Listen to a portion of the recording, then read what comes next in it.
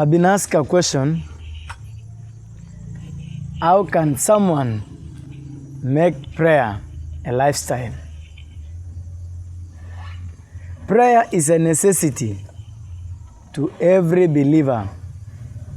You cannot taste victory without prayer.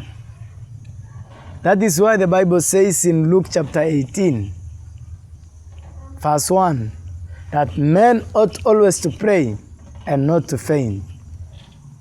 It is through prayer that we build our capacity. The Bible says in Proverbs that if you faint in the day of the battle, your strength is small.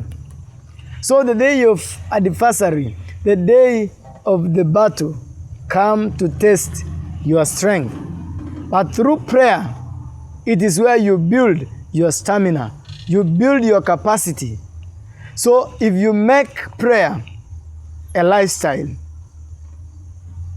miracles, some battles, you will enjoy exemption. Some things you will not struggle with some things because you have grown through prayer. You have built capacity through prayer. So prayer is a necessary tool to every believer. In this kingdom, every man and woman of exploit, they are men and women of prayer. It is in that communion with God that you get a revelation, you get a word. I remember when I got saved, I was intentional about my pursuit of God. Because I got saved in a Christian union, I had friends who can help me pray. I had people, friends who pray. And that thing encouraged me. That thing made me to make prayer a lifestyle. So first of all, you need to have a structure of your prayer life. Be accountable to someone. Accountability structure. Have friends who pray. Have some songs. There are these songs that when you listen, you just feel like praying. Listen to such a songs. They make you pray.